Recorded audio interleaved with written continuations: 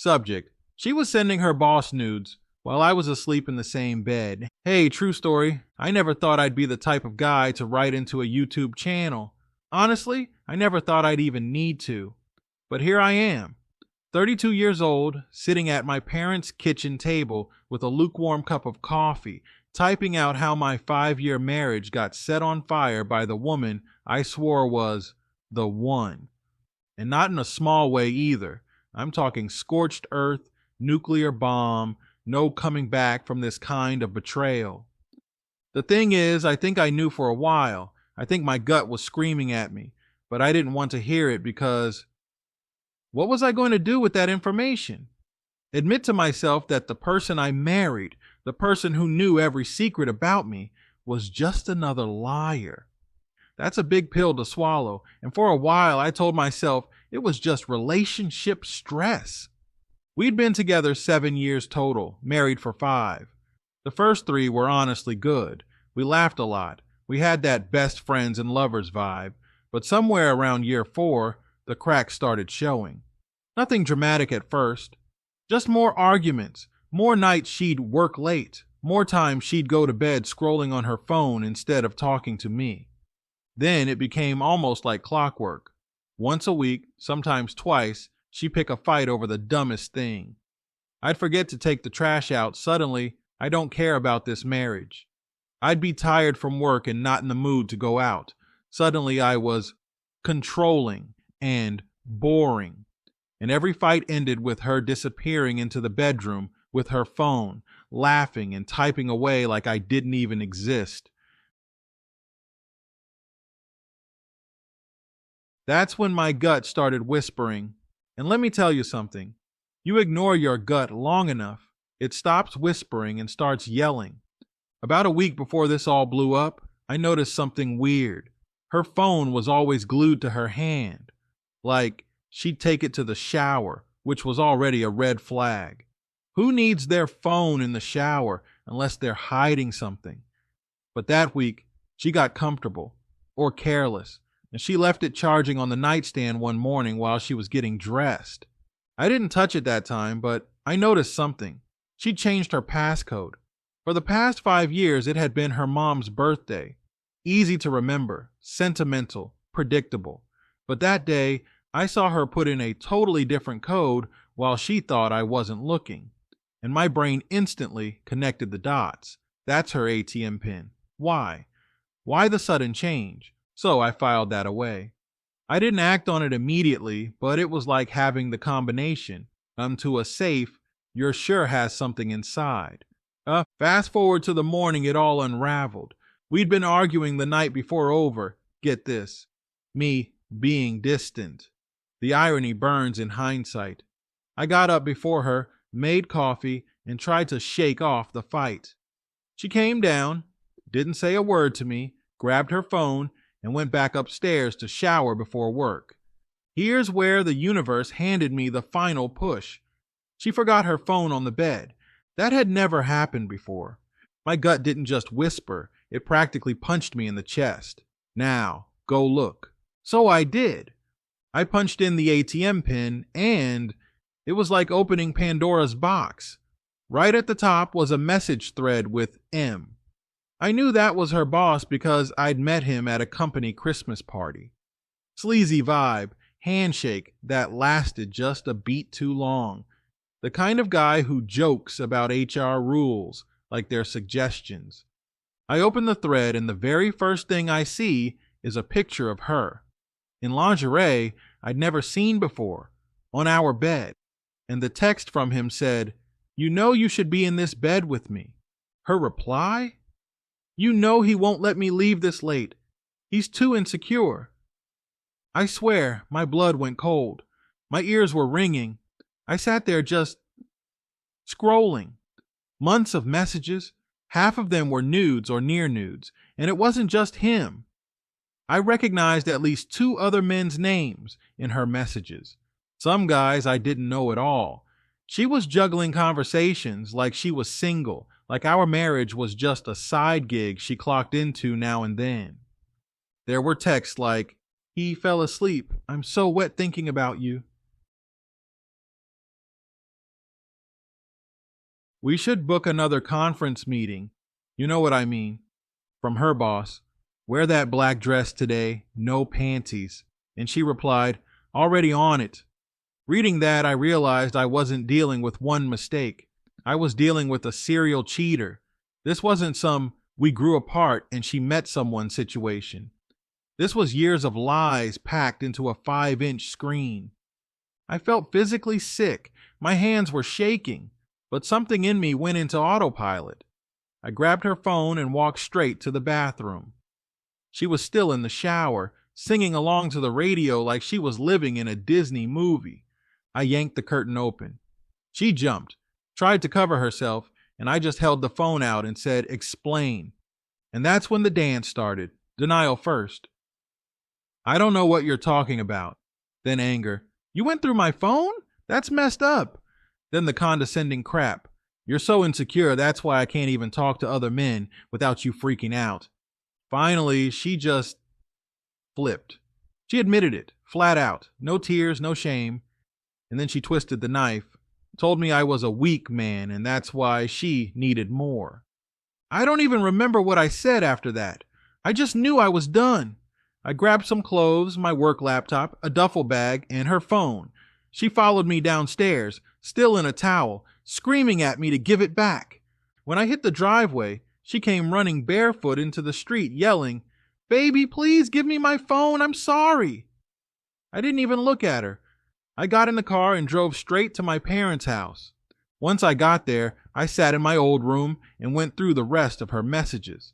That's when the full scope hit me. The boss wasn't even the worst of it. There were guys she'd met at bars, an old high school flame, and at least one coworker from her last job. This had been going on our entire marriage. I cried.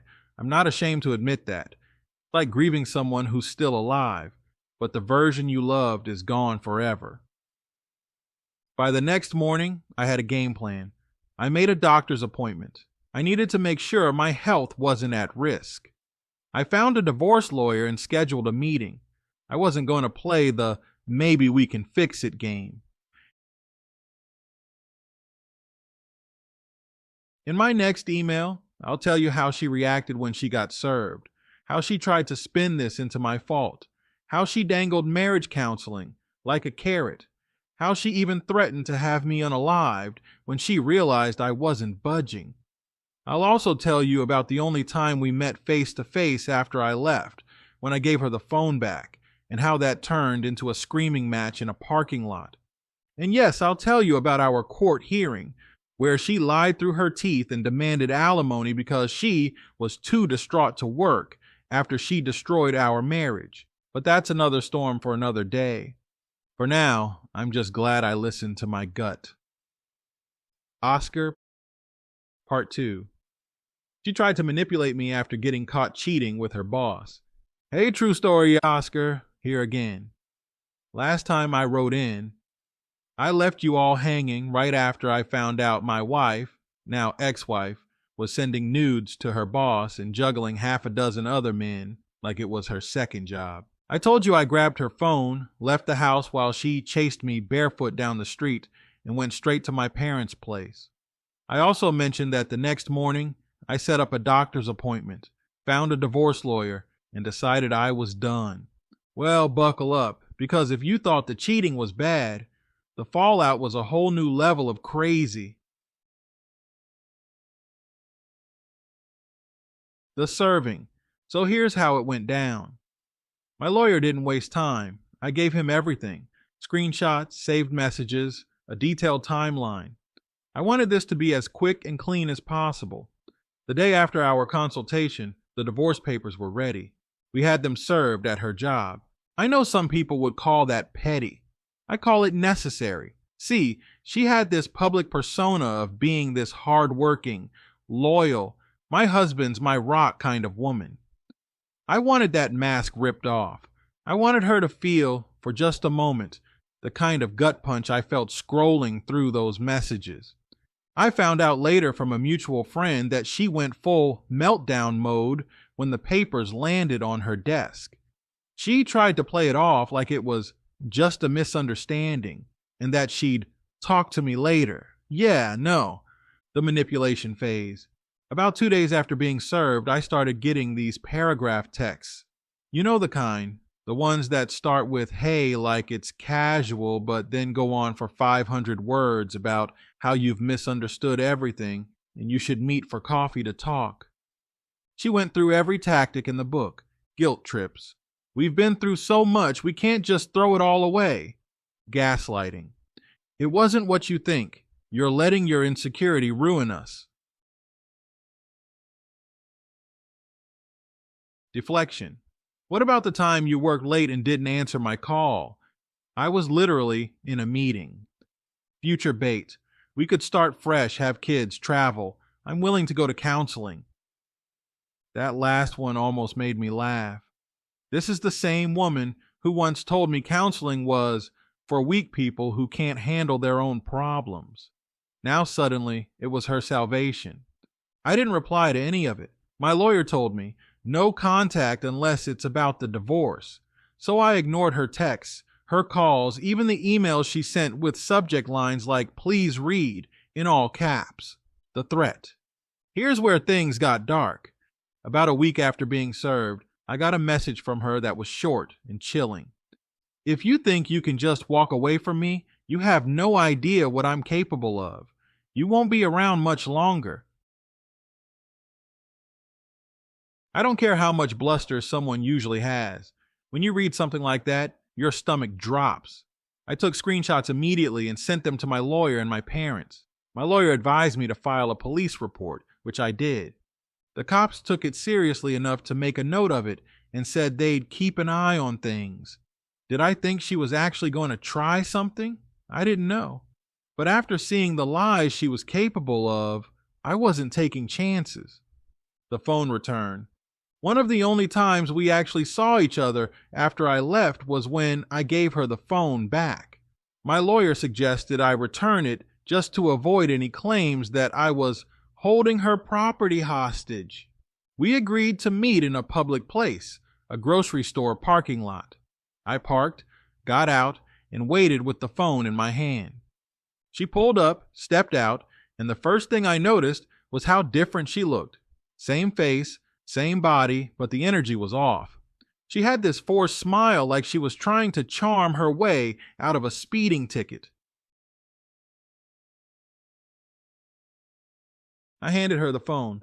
She didn't even thank me, just immediately launched into, we don't have to do this, you know. We could start over. I've cut off everyone else. It's just you now. I told her flat out, it's too late. You burned it down.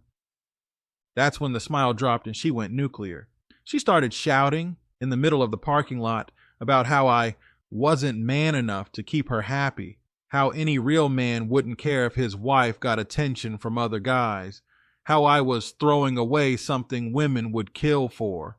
I just turned and walked to my car. She yelled something about how I'd regret it. The whole scene lasted maybe 5 minutes, but it was like a perfect snapshot of our last year together. Fake charm, manipulation, insults, and finally, self-pity. Court day. Fast forward to our court hearing. I wish I could say it was quick and painless, but she made it a circus. First, she showed up looking like she'd just walked out of a Lifetime movie. All black dress, dramatic makeup, tissues in hand. Theatrics from the start. When it was her turn to speak, she launched into this sob story about how she was emotionally abandoned in the marriage, how she made mistakes because she felt unloved. Then came the kicker. She claimed she had to quit her job because she was too distraught after I blindsided her with the divorce. Never mind that she was sleeping with her boss. Apparently, that was my fault for not being supportive.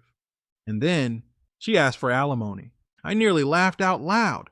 My lawyer tore that apart quick. He presented the screenshots, the messages, the timeline of the affair. The judge's expression went from neutral to, "Are you kidding me?" real fast. By the end of it, she got nothing but a formal goodbye from the state. No alimony, no settlement, nothing. Looking back, I wish I could say I walked out of that courthouse feeling victorious, but honestly, I just felt drained. Divorce isn't a win, even when you're the wronged party. It's like cutting out a piece of your life with a rusty knife. Necessary, but it leaves a scar. The best thing I did, though, was stick to my boundaries. No matter what she said or did, the tears, the threats, the public scenes, I didn't give her what she wanted, a way back in. I'm still in therapy. I'm still rebuilding. But I'm also free. And if there's one thing I've learned from this mess, it's that your gut is never wrong. In part 3, I might go into what happened after the divorce, how she tried one last time to worm her way back into my life, how I learned she'd blown up her own career, and how I found out I wasn't the only husband she'd done this to. Until then, thanks for listening. Oscar. Her boss started threatening me after I left her. Hey, true story, Oscar here again. I swear every time I think I finally put this saga to bed, something else pops up like the final jump scare in a horror movie. Last time I told you about how my ex-wife got served divorce papers at her job, how she tried to manipulate me into coming back, threatened me when I ignored her, and then embarrassed herself in court asking for alimony after sleeping with her boss. Well, I left out one piece of the story. That boss, the sleazy married guy she was sneaking around with. Yeah, after the whole thing blew up, he decided it was my fault. Apparently, I ruined not just my marriage, but his too. And instead of keeping his mouth shut and moving on with his life like a normal person, he decided to come after me. The first message. It started about a week after the court hearing. I was finally starting to breathe again. No more daily texts from my ex. No more random tears in the middle of the night. Just me, my parents' guest room, and a badly needed sense of peace. Then my phone buzzed. Unknown number. Normally, I ignore those. If it's important, they'll leave a voicemail. But something told me to check this one. It read, "You think you're a big man ruining 2 marriages? All because you couldn't keep your own wife satisfied. Pathetic." At first I thought it was her, but the number wasn't hers. And then I remembered.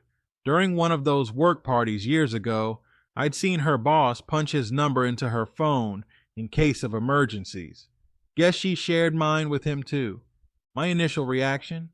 I wish I could tell you I was calm. I wasn't. My ears got hot, my pulse spiked, and for about 30 seconds, I actually considered firing back something that would scorch the earth. But then I remembered what my lawyer told me. Document everything. Don't engage. So instead, I took a screenshot and sent it to my lawyer. He replied almost instantly. Do not respond. We'll add it to the file. The escalation. Over the next 2 weeks, I got more messages. Here are a few gems. Bet you feel like a hero now. All you did was prove you couldn't keep her interested. Enjoy your little victory. She told me everything about you, and man, I can't believe you're still walking around with your head up. You think I lost? I still had her every way I wanted before you even knew. Ooh, classy, right? The man is pushing 50 and texting like a middle school bully. The wild part, every message was dripping with insecurity. He wasn't just trying to insult me. He was trying to convince himself he'd won something. But here's the thing. If you have to keep telling someone you've won, you haven't. What I learned about him. Now, here's where it gets almost funny. Around this time, a mutual acquaintance, a guy I knew from my old job, reached out to me. Turns out this boss was also married. Been with his wife for over 20 years. 2 teenage kids, nice house in the suburbs, the whole family man image. Guess what? My divorce drama had spilled over into his world. His wife found out everything. Apparently, the night my ex got served divorce papers, she went home crying, and this guy's wife put 2 and 2 together. She checked his phone, found pictures of my ex, and absolutely lost it. From what I was told, there was screaming, things being thrown, and him sleeping in a hotel for a week. His wife told half their church congregation what he'd done. She even called my ex directly and told her to stay away from their family. So when he was texting me about ruining 2 marriages, What he really meant was, "You accidentally exposed me for the creep I am, and now my wife knows I've been cheating." The threats. Insults are one thing, but about a month in, the messages took a darker turn. One night around 11:30, I got this. "Careful where you go. I've got friends who don't like guys like you." That one actually made my stomach flip. Not because I thought he'd actually do something. I've seen this guy in person, and trust me, he's more talk than action. But because it crossed a line. That's not just trash talk. That's a threat.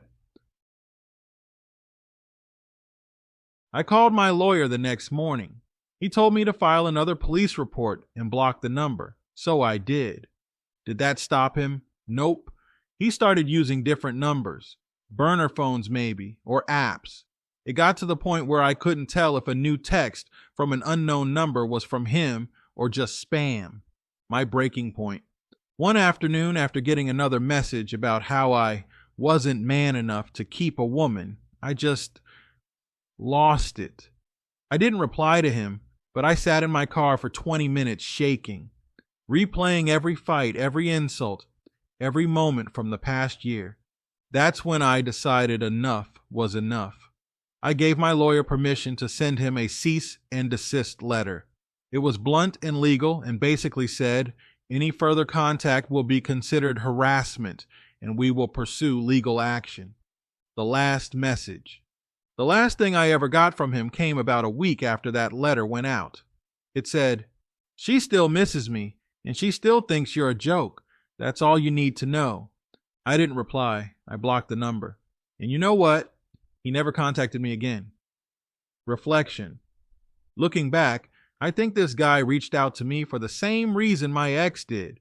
Not because they wanted me back in their lives, but because they wanted control. They wanted me to feel small so they could feel big. The irony is they both lost everything they were trying to hold on to.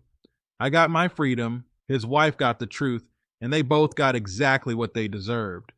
I still keep those screenshots in a folder on my desktop, just in case. Sometimes I scroll through them, not to get angry, but to remind myself how far I've come. If there's one thing I've learned through this whole mess, it's that silence is more powerful than any comeback. You don't have to win the argument. You just have to walk away and let them choke on their own words.